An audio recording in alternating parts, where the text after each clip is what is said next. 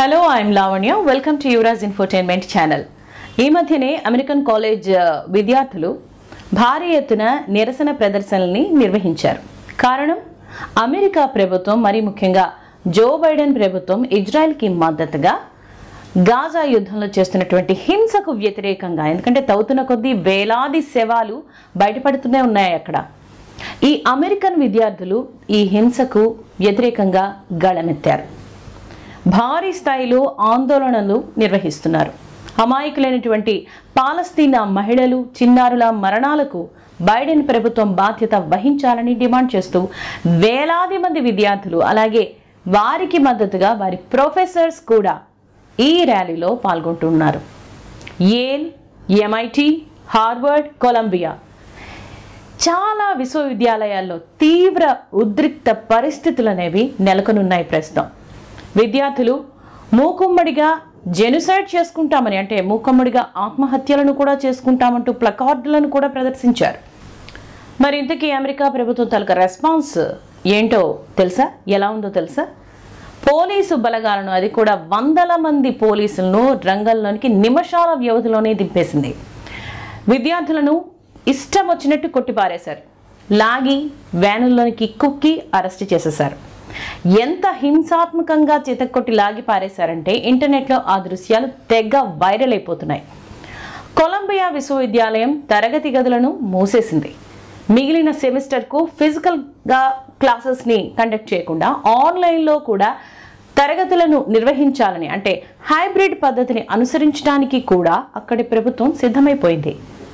కళాశాలల్లో పాలస్తీనాకు అనుకూలంగా ఆందోళన చేస్తున్నటువంటి వందలాది మంది విద్యార్థులను యేల్ పోలీసులు అరెస్ట్ చేశారు అని వాషింగ్టన్ పోస్ట్ పత్రిక పేర్కొంది.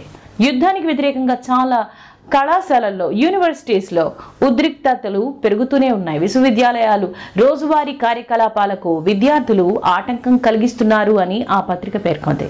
ఇక న్యూయార్క్ యూనివర్సిటీలో పాలస్తీనా అనుకూల ప్రదర్శనలపై పోలీసులు ఉక్కుపాదం మోపుతున్నారని, పలువురు విద్యార్థులను అరెస్టు చేశారని న్యూయార్క్ టైమ్స్ తెలిపింది. కాలిఫోర్నియా యూనివర్సిటీలో పాలస్తీనా అనుకూల విద్యార్థులు 15 గుడారాలను ఏర్పాటు చేశారు. విద్యార్థుల ఆందోళనకు సంబంధించినటువంటి ఫోటోలు, వీడియోలు సామాజిక మాధ్యమాల్లో ఇలా వైరల్ అవుతూనే ఉన్నాయి. న్యూయార్క్లోని కొలంబియా యూనివర్సిటీలో ఓ భారతీయ విద్యార్థి ఏమంటున్నాడంటే, స్వాతంత్రం తీసుకుని తీరుతామనంటూ కొన్ని భారతీయ విశ్వవిద్యాలయాల్లో విద్యార్థులు చేసినటువంటి నినాదాన్ని ఇక్కడ కూడా వినిపించారు. ఈ ఆందోళనను శ్వేత సౌధం ఖండించింది. తరగతులు ఆన్లైన్లో నిర్వహిస్తామని అమెరికాలోని పలు యూనివర్సిటీలు తెలియజేస్తున్నాయి. విద్యార్థులతో పాటుగా ప్రొఫెసర్లు కూడా పాలస్తీనా అనుకూల ప్రదర్శనల్లో పాల్గొంటున్నారు. కొలంబియా యూనివర్సిటీలో జరిగినటువంటి అరెస్టుకు నిరసనగా బోస్టన్, హార్వర్డ్, మెసాచ్యూసెట్స్ విశ్వవిద్యాలయాల్లో విద్యార్థులు తరగతి గదులను బహిష్కరించారు.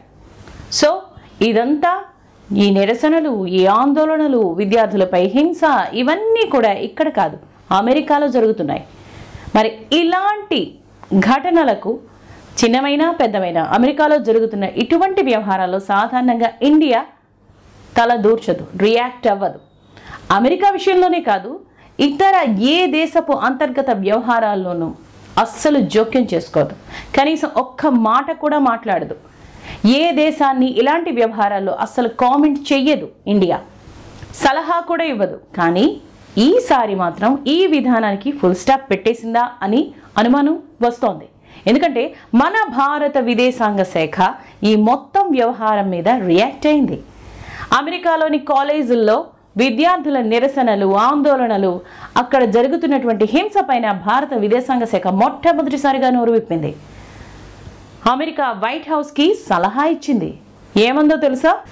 Democracies should display understanding in regarding to other democracies. After all, we are all judged by what we do at home, not what we say abroad.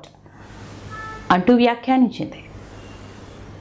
Yes, external affairs ministry of India అంటే ప్రతి దేశపు ప్రజాస్వామ్యంలోనూ freedom of expression, అంటే భావ ప్రకటన స్వాతంత్రానికి, బాధ్యతలకు, ప్రజల భద్రతకు మధ్య ఒక సరైన బ్యాలెన్స్ అనేది ఉండాలని కేవలం ఒక దేశపు ప్రజాస్వామ్యంలోనే కాదు, ఇతర దేశాల్లో ఉండేటటువంటి ప్రజాస్వామ్య విలువలకు అంతే ప్రాధాన్యత ఉండాలని, వేరే దేశాల్లోని ప్రజాస్వామ్యం గురించి మాట్లాడటం కాదు, ముందు సొంత దేశంలో ప్రజాస్వామ్యం ఎలా ఉంది అనేది చూసుకోవాలని హితవు చెప్పింది. ఈ వ్యాఖ్యలు నేరుగా అమెరికానే ఉద్దేశించి చెబుతోంది అని మనం అర్థం చేసుకోవచ్చు. బయటి దేశాలకు తెగ అవహేళన చేస్తూ మీ దేశంలో ప్రజాస్వామ్యపు విలువలు లేవు, ప్రజాస్వామ్యం ఫెయిల్ అయిపోయింది, భారత్లో అసలు ప్రజాస్వామ్యమే కనిపించట్లేదు అంటూ ఊదరగొట్టే ఉపన్యాసాలు ఇతర దేశాలపై చేసి విమర్శించే ముందు ఒక్కసారి నీ దేశంలో ప్రజాస్వామ్యం ఎలా మంటగలుస్తోందో చూడు అని అమెరికాకు చెప్పడం. అయితే మొత్తం అన్ని స్టేట్మెంట్స్ని పరిశీలిస్తే మనకు స్పష్టంగా అర్థమయ్యేది ఏంటంటే, భారత ప్రభుత్వం అమెరికాలో విద్యార్థులపై జరుగుతున్నటువంటి హింసాయుత అణిచివేత చర్యను సమర్థించను లేదు, అయ్యో అంటూ ఆ ఘటనపై జాలిని చూపలేదు. కానీ ఇండియా వాషింగ్టన్కి ప్రజాస్వామ్య విలువల గురించి గుర్తు చేసింది. ప్రజల భద్రతను ఎలా మెయింటైన్ చేయాలి అనేది మేం అర్థం చేసుకోగలం, మీరు కూడా అర్థం చేసుకుంటే మంచిది అని నొక్కి చెప్పింది భారత్. భారతదేశం ఇప్పుడు టిట్ ఫర్ టాట్ పాలసీని అవలంబిస్తున్నట్లుగానే చెప్పాలి. భారత విదేశాంగ శాఖ అమెరికాకు గట్టి దెబ్బనే కొట్టింది. కుక్క కాటుకు చెప్పు దెబ్బనే అని ఖచ్చితంగా చెప్పాలి.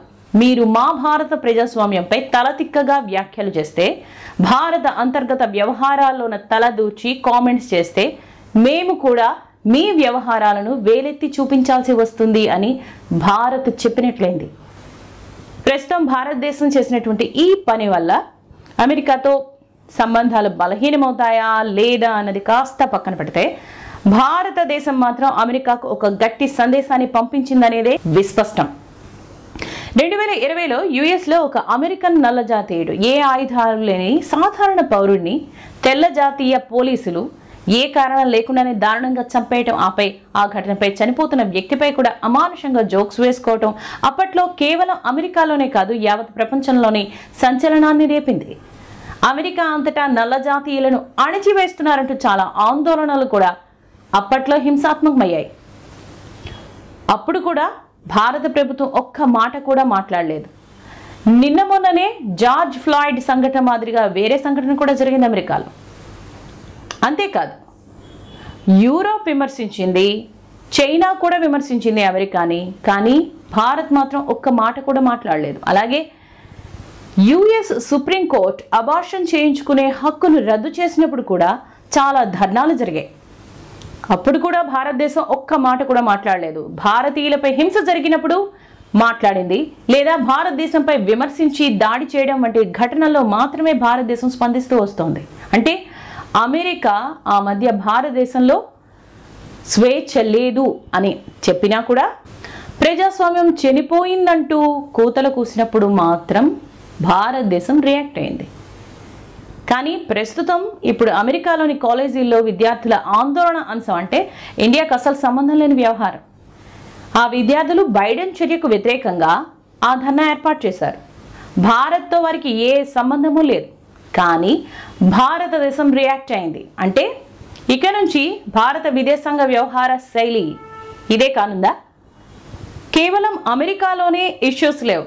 యూరప్లో వలసలు, హాంకాంగ్లో ఆందోళన, షెంజన్లో మూకుమ్మడి ఆత్మహత్యల వ్యవహారం, వీటిపైన కూడా భారతదేశం స్పందిస్తుందా అంటే తెలియదు. కానీ ఒక్క విషయం మాత్రం సుస్పష్టం, భారతదేశాన్ని, భారతీయులను, భారత ప్రజాస్వామ్యాన్ని విమర్శిస్తే ఏ దేశాన్ని వదలం అనే సందేశాన్ని మాత్రం చాలా కటువుగానే ప్రపంచ దేశాలకు పంపించింది భారతదేశం అనేది సుస్పష్టం. మన భారతదేశంలో ప్రస్తుతం జరిగే ఎలక్షన్స్ని ఫారిన్ మీడియా కవర్ చేస్తున్నటువంటి విధానం పైన ఇటీవల జైశంకర్ విరుచుకుపడ్డారు. చాలా ఘాటు వ్యాఖ్యలను కూడా చేశారు. ఆయన ఏమన్నారంటే, ఈ వెస్టర్న్ మీడియా పదే పదే మన భారతదేశంలో ఎన్నికలు సజావుగా జరగవని, పేరుకే పెద్ద ప్రజాస్వామ్యం అని అంటారు, కానీ భారతదేశంలో ప్రజాస్వామ్యమే లేదంటూ విదేశాల మీడియా విమర్శిస్తోంది. దాని దగ్గర ఇన్ఫర్మేషన్ లేదా అంటే అదేం లేదు, ఇన్ఫర్మేషన్ పక్కాగా ఉంది. కాకపోతే ఆ ఇన్ఫర్మేషన్ని వక్రీకరించి రాస్తోంది. కారణం, వారి దగ్గర భారత్లో ప్రజాస్వామ్యం ఉందన్న విషయం వారికి తెలియక కాదు, వారేమనుకుంటున్నారంటే భారత రాజకీయాల్లో విదేశీ మీడియా కూడా చాలా పెద్ద రోల్ని ప్లే చేయొచ్చు అని వాళ్ళు భ్రమలో ఉన్నారు, వాళ్ళు అలా అనుకుంటున్నారు. ఇదే కారణం అంటూ చిరునవ్వుతో ఆయన చెప్పారు. తాను ఈ మధ్యనే ఒక వెస్ట్రన్ మీడియా రాసినటువంటి ఆర్టికల్ని చదివానని, ఆ వార్తకు సంబంధించినటువంటి ఆర్టికల్లో ఏమని రాశారంటే, భారతదేశంలో ఎండలు చాలా హాట్గా ఉన్నాయి, ఈ సమయంలో ఎందుకు ఎలక్షన్స్ నిర్వహిస్తున్నారు అని రాశారు. ఇది చదివాక మాకేమనిపించిందంటే, మా దగ్గర లోయెస్ట్ నెంబర్, మీ దగ్గర హైయెస్ట్ నెంబర్ ఆఫ్ టెంపరేచర్ అని వాళ్ళు మర్చిపోయారు అని అనిపించిందని నవ్వుల మధ్య వ్యాఖ్యానించారు. అంటే మొత్తంగా భావం ఏంటంటే, తలా తోకాలేని వ్యాఖ్యలను పట్టించుకునేదే లేదు అని. ఎందుకంటే మరీ ముఖ్యంగా ఈ మధ్యకాలంలో అమెరికా భారతదేశం పైన తెగ కామెంట్లను చేసింది.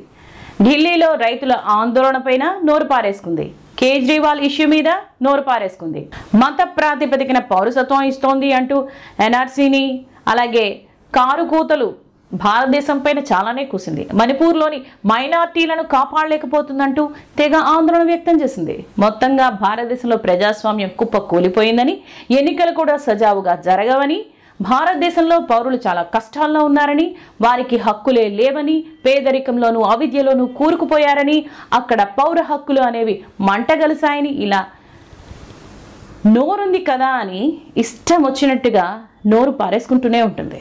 మరి ఇప్పుడు మొట్టమొదటిసారిగా అమెరికా భారత్ మాటలను రుచి చూస్తోంది. చూద్దాం అమెరికా ఎలా వ్యవహరిస్తుందో.